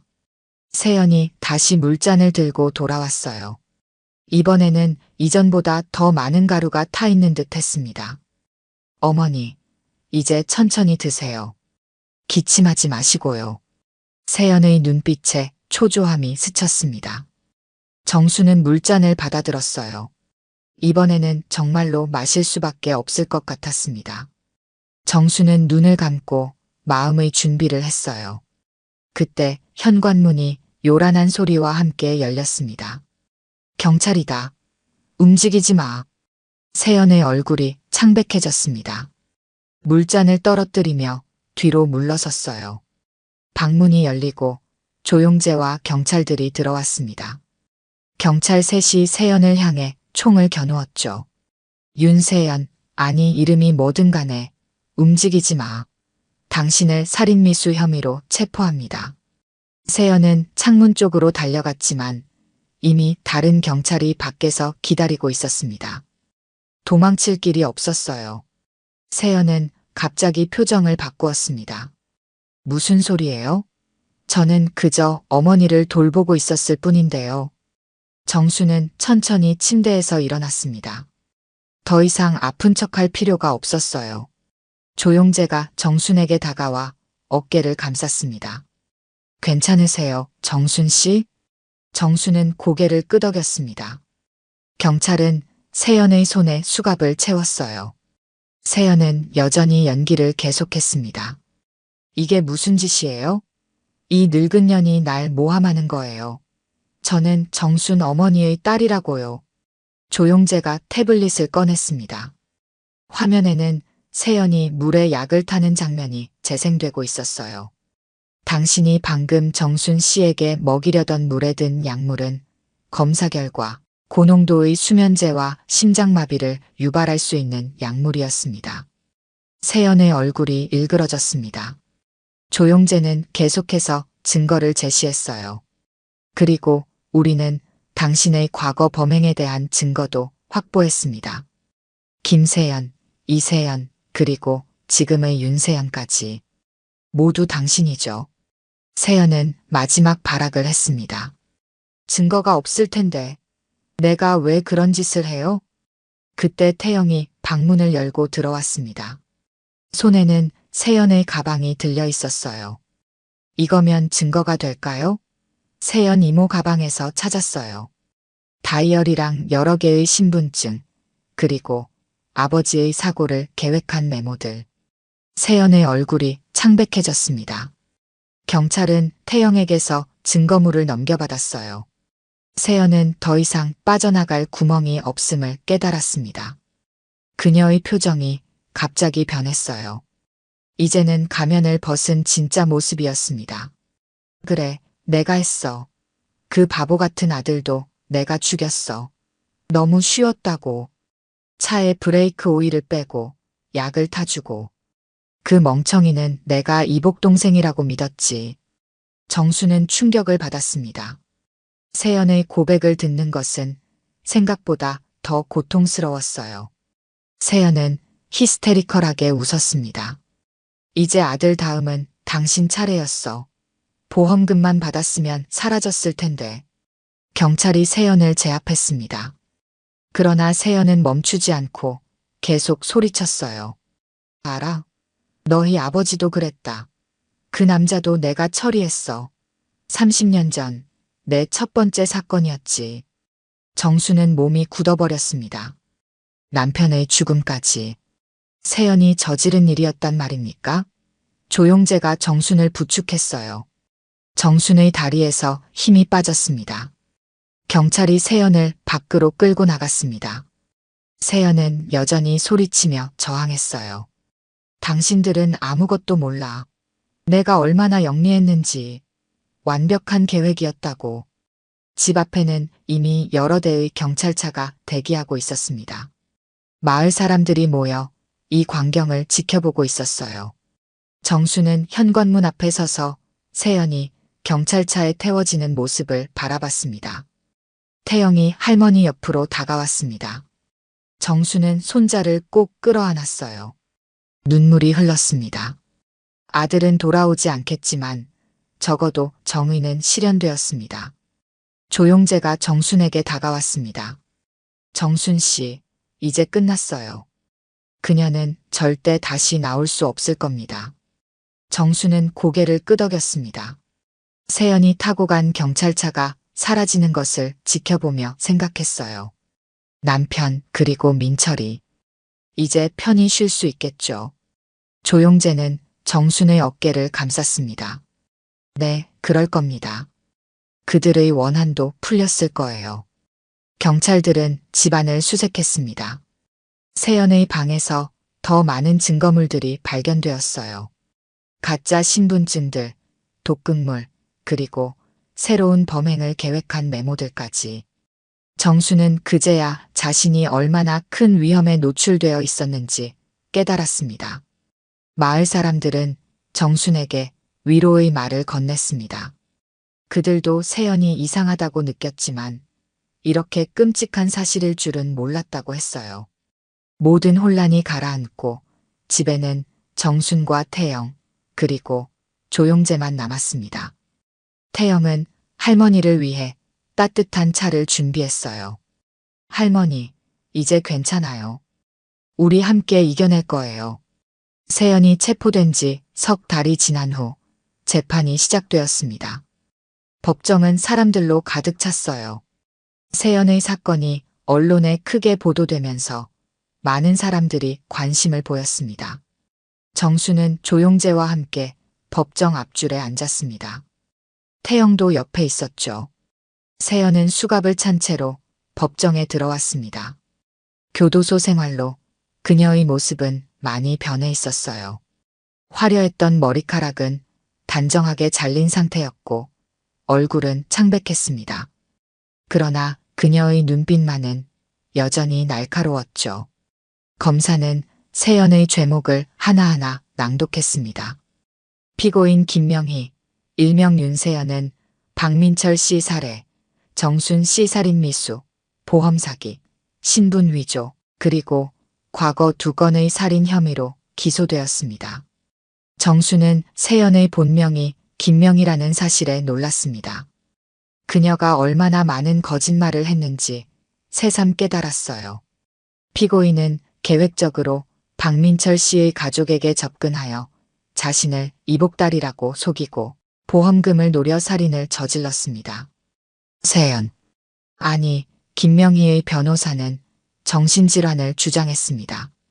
어린 시절 학대로 인한 인격장애라고 했어요. 하지만 검사는 증거를 차례대로 제시했습니다. 세연의 다이어리, 녹음된 대화, 그리고 약물 분석 결과까지. 법정은 세연이 운영해온 보험 사기 수법에 대해 자세히 알게 되었습니다. 그녀는 오랜 기간 신분을 바꿔가며 피해자들에게 접근했어요. 남편이나 연인을 가장의 관계를 맺고 보험에 가입시킨 후 살해하는 패턴이었습니다. 세연은 재판 내내 무표정한 얼굴로 앉아 있었습니다. 마치 모든 것이 남의 이야기인 것처럼 무관심했어요. 그러다 갑자기 정순을 향해 비웃는 표정을 지었습니다. 정순은 그 눈빛에 몸을 떨었지만 조용재가 옆에서 정순의 손을 꼭 잡아주었어요.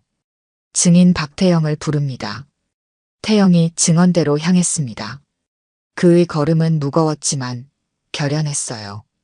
태영은 선서를 한 후 검사의 질문에 답하기 시작했습니다. 아버지가 돌아가시기 전 세연. 아니, 명희가 어떻게 행동했는지 말해주시겠습니까? 태영은 깊은 숨을 들이마셨습니다. 처음에는 친절했습니다. 이모라고 불러달라며 선물도 많이 주었죠. 하지만 아버지가 돌아가신 후부터 변했어요. 제게 자주 약을 권했고 할머니와 저를 분리시키려고 했습니다. 태영은 자신이 병원에 입원했을 때의 일을 자세히 증언했습니다. 세연이 약을 타는 것을 눈치채고 마시지 않고 버렸던 일들이요. 태영의 증언은 세연의 계획적인 범행을 더욱 명확히 보여주었습니다. 검사가 마지막 질문을 던졌습니다. 태영 씨, 피고인에게 하고 싶은 말이 있습니까? 법정이 조용해졌습니다. 태영은 세연을 똑바로 바라봤어요. 아버지는 그런 사람에게 죽지 않았습니다. 가족은 돈이 아닙니다. 당신은 우리 가족이 아니었고 앞으로도 아닐 겁니다. 태영의 목소리는 떨렸지만 단호했습니다. 세연은 처음으로 표정이 흔들렸어요.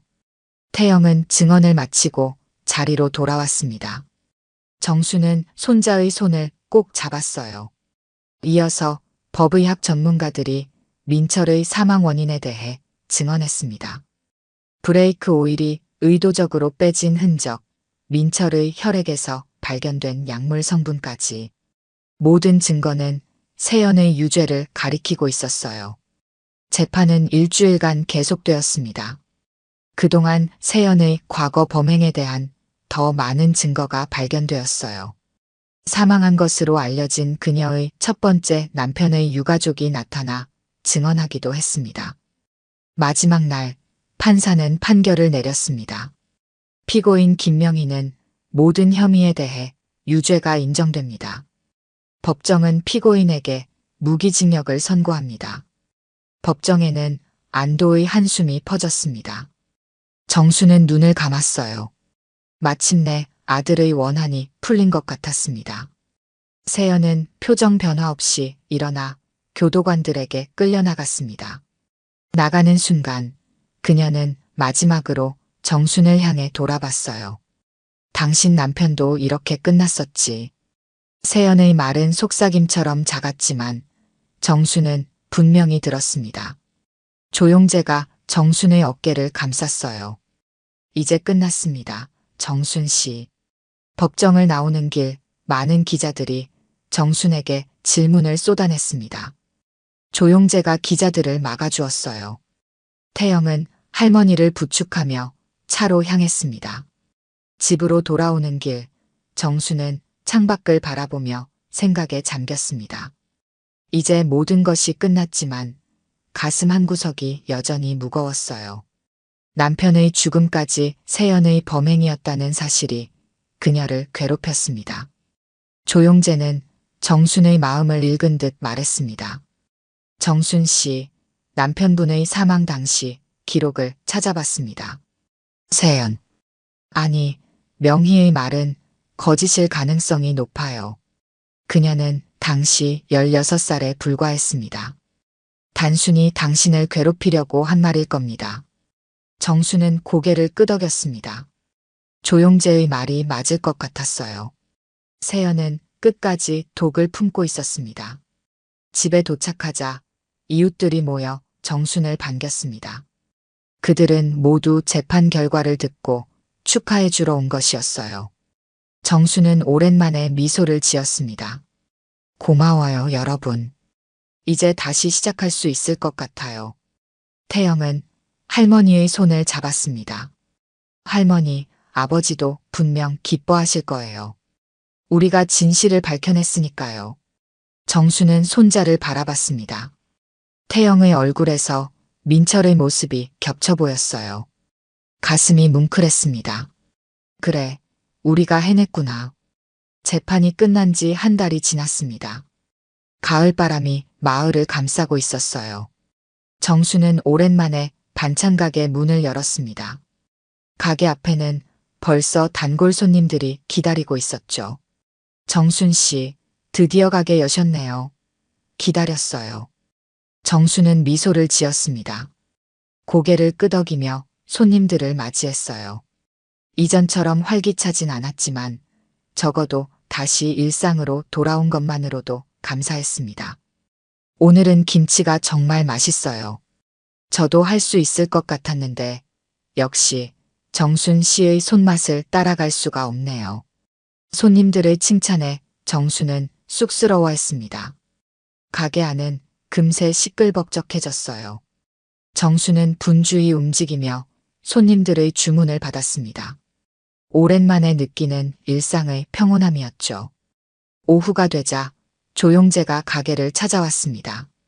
그는 이제 주말마다 마을에 내려와 정순을 만나고 있었어요. 조용재는 정순에게 작은 화분을 건넸습니다. 정순 씨, 이거 서울에서 가져왔어요. 집 앞 텃밭에 심으면 좋을 것 같아서요. 정수는 화분을 받아들었습니다. 작은 미나리 모종이었어요. 정순의 눈가에 미소가 번졌습니다. 고마워요. 우리 텃밭에 딱 맞겠네요. 조용재는 정순의 가게를 둘러봤습니다. 벽에 걸린 민철의 사진 옆에 태영의 대학 졸업 사진이 추가되어 있었어요. 정순의 가족 사진이었죠. 태영이 잘 지내요? 정수는 고개를 끄덕였습니다. 네, 학교도 열심히 다니고 요즘은 제법 웃기도 해요. 처음에는 많이 힘들어했는데 이제는 조금씩 나아지고 있어요. 조용재는 정순의 옆에 앉았습니다. 두 사람은 잠시 말없이 창밖을 바라봤어요. 가을 햇살이 따스했습니다. 정순 씨, 앞으로의 계획이 있으세요? 정수는 생각에 잠겼습니다. 지난 몇 달간 그녀의 삶은 완전히 뒤바뀌었어요. 아들을 잃었고 남편의 죽음에 대한 의문도 생겼습니다. 하지만 이제는 진실을 알게 되었고 앞으로 나아갈 시간이었죠. 글쎄요. 태영이가 졸업하면 작은 여행을 가보고 싶어요. 지금까지 한 번도 여행다운 여행을 못 해봤거든요. 조용재의 눈빛이 부드러워졌습니다. 좋은 생각이에요. 어디 가고 싶으세요? 정수는 미소를 지었습니다. 바다요. 민철이 아버지와 약속했었는데 평생 못 지켰어요. 이제라도 가보고 싶어요. 조용재는 정순의 손을 조심스럽게 잡았습니다. 정수는 손을 빼지 않았어요. 함께 가도 될까요? 제가 운전도 할 수 있고. 정수는 살짝 얼굴이 붉어졌습니다. 76의 나이에 이런 감정을 느끼다니 스스로도 놀라웠어요. 그럼요, 좋죠. 가게 문종이 울렸습니다. 태영이 들어왔어요. 그의 품에는 작은 강아지가 안겨 있었습니다. 할머니, 이것 좀 보세요. 정순과 조용재는 놀란 표정으로 태영을 바라봤습니다. 태영은 자랑스럽게 강아지를 내보였어요. 길에서 주웠어요. 누가 버린 것 같은데 너무 귀여워서 그냥 지나칠 수가 없었어요. 강아지는 하얀 털에 검은 반점이 있었습니다. 크기는 작았지만 활발하게 꼬리를 흔들었어요. 정수는 망설였습니다. 태영아, 강아지는 돌봐주는 게 쉽지 않아. 태영은 간절한 눈빛으로 할머니를 바라봤습니다. 제가 책임질게요. 이름도 지었어요. 몽실이라고요. 조용재가 웃음을 터뜨렸습니다. 정순도 결국 미소 지었어요. 강아지 몽실이는 태영의 품에서 뛰어나와 정순의 발치에서 낑낑거렸습니다. 정순은 조심스럽게 몽실이를 안아 올렸어요. 그래, 몽실이구나. 우리 가족이 된 걸 환영해. 태영의 얼굴에 환한 미소가 번졌습니다. 그는 가방에서 또 다른 강아지를 꺼냈어요. 이번에는 갈색 털의 강아지였습니다. 사실 2마리였어요. 이건 몽실이 동생이에요. 우리 새 가족이에요. 정수는 놀라서 입을 벌렸습니다.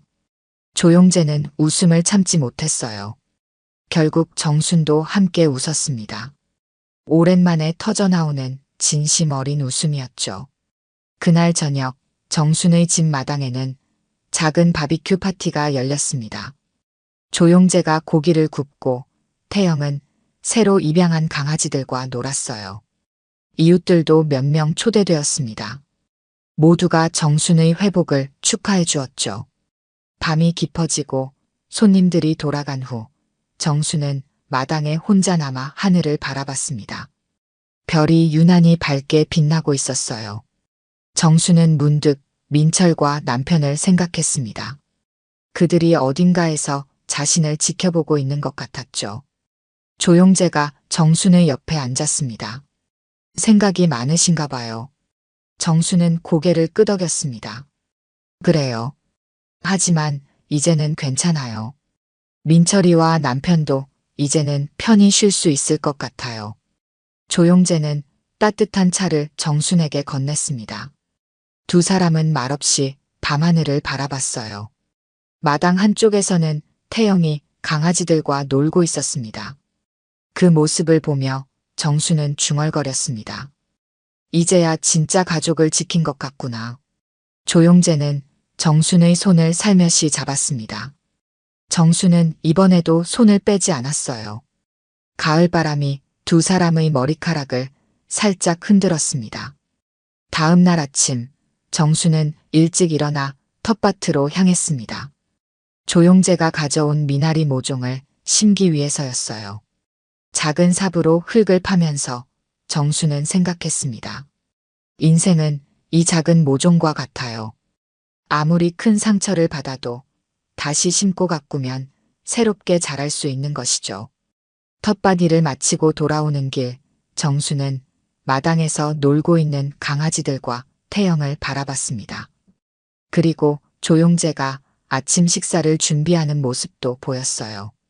정순의 입가에 따뜻한 미소가 번졌습니다. 오늘도 좋은 하루가 될 것 같구나. 오늘 들려드린 이야기가 여러분의 마음에 작은 울림이 되었기를 바랍니다. 이야기가 좋으셨다면 좋아요와 구독 부탁드려요. 다음 사연을 들려드리는데 큰 힘이 된답니다. 그리고 여러분의 이야기도 댓글로 들려주세요. 다음 이야기 때 또 뵙겠습니다.